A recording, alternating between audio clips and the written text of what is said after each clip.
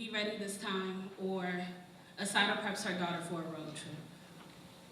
You gotta be ready to shoot. You gotta know that freedom requires sacrifice, and sometimes sacrifice means them or you. Sometimes they shoot first, and your reflex is to throw your hands up in fear, and they shoot again. And you become the foreshadowing of a black boy's story, except you don't die this time. They will name the one you lose a sacrifice.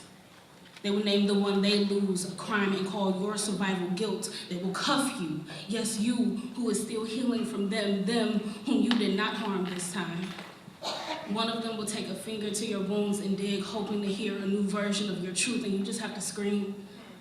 You have to scream for the nobody that is coming to save you, because nobody is coming to save you this time. You have to be ready to save yourself. Be ready to answer to their systems in a room where you are the only thing black and woman with a voice. They will try to silence you, and you have to be loud. Loud like our freedom depends on it. Loud like your voice is your sacrifice. And you will still have the audacity to be alive. So they will give you life. They will still call you guilty. You will become more warning than woman. A headline and a jail sentence they all smirk at, while the ones you didn't lose you. You gotta be patient to be found. Eventually, when the ones who lost you come, you gotta be ready to shoot.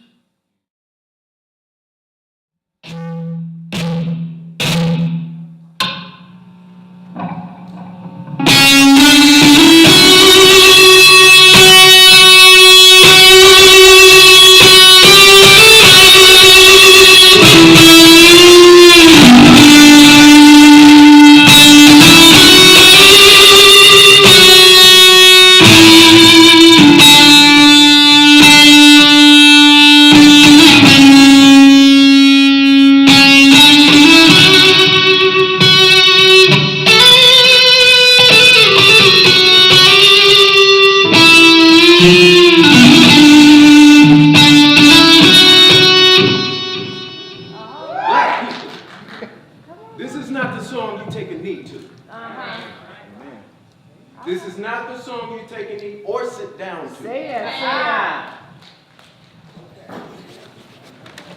Let's try this one more again.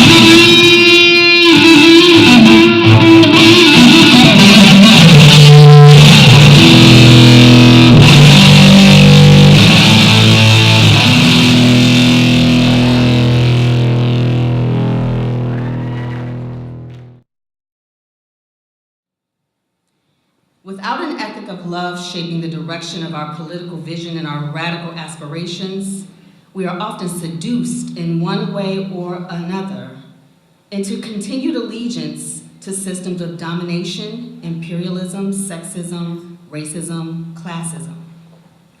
This is why we desperately need an ethic of love to intervene our self-centered longing for change.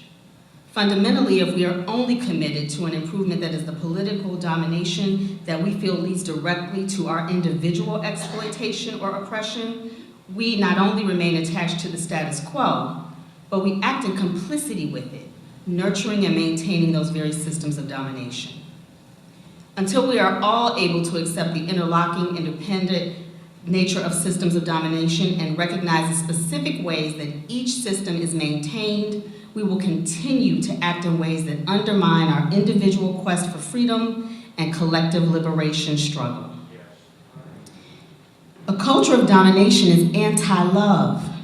It requires violence to sustain itself. To choose love is to go against the prevailing values of that culture.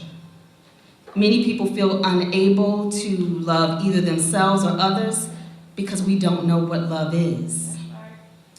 Though many folks recognize and critique the commercialization of love, they see no alternative. Not knowing how to love or even what love is, many of us feel emotionally lost. Others search for definitions for ways to sustain a love ethic in a culture that negates human value and valorizes materialism. To serve another, I cannot see them as an object. I must see their subjecthood. The moment we choose to love, we begin to move against domination, against oppression. The moment we choose to love, we begin to move towards freedom, to act in ways that liberate ourselves and others. The action is the testimony of love as a practice of freedom. And so I leave you with this today. Love one another. Yeah. Stuff having so much fun. Move along. Oh, they arrested me, especially at night. They have a curfew, right? Niggas have to be home by 11, the nigga was 12. And you be trying to get home, run your crew around. They always catch you out in front of a store or something. Because you be taking shortcuts, right? Cops. Hey, put your hands up, black boy!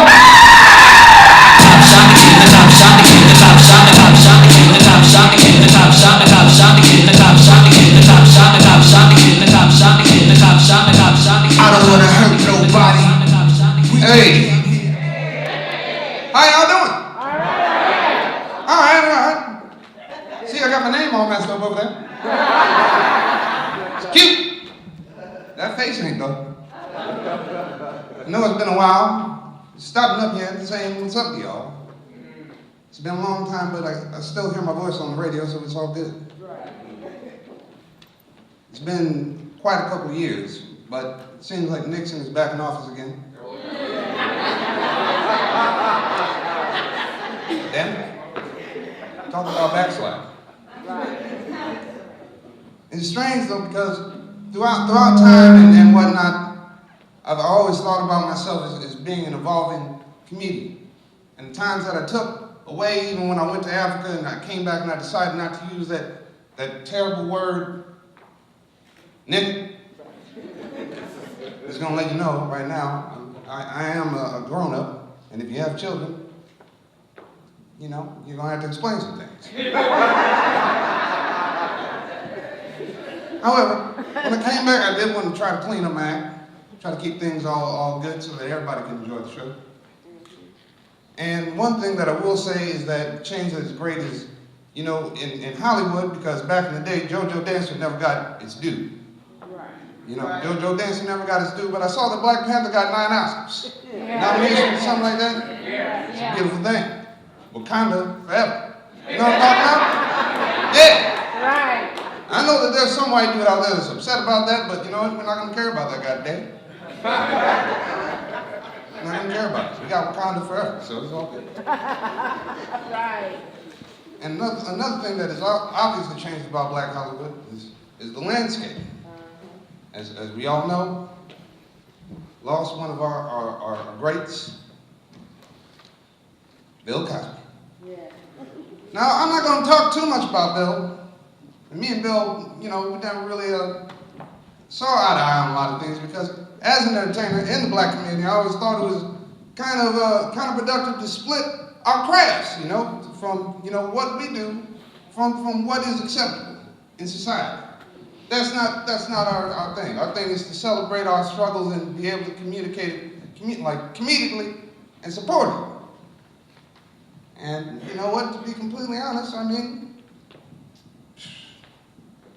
I'll say when I heard the news, I was like, you know what, dude? That's not as surprising to me because, you know, I never really sip from that cup of Kool-Aid.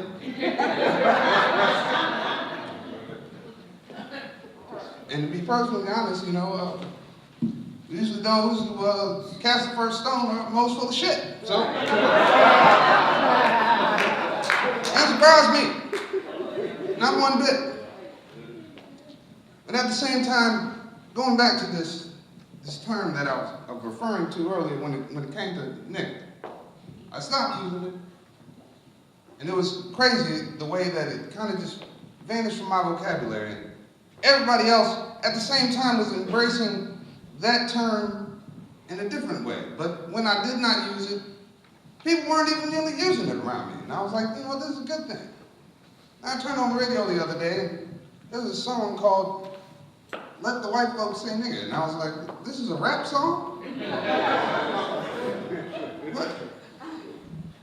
What in the good gracious? And I know at the time there were older folks I wanted to slap me for saying it. So, what exactly happened? It's like nowadays, you say like you can get away with this many and then like I don't punch you in the face? No.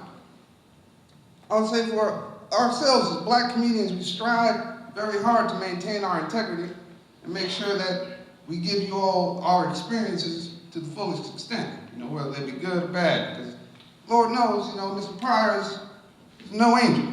He is no saint, you know. One time, somebody thought I was a demon because I was running down the street on fire. So that wasn't a good look either. But at the same time, I just wanted to say that I just wanted to bring some smiles and joys to y'all because I know that we go through a lot on a daily basis and through this life. But also at the same time, you know, just wanted to be able to look at all of your faces and be able to say, you know, like, go home with a smile and love each other. And that's all you got from Mr. Pryor. Yeah. Peace.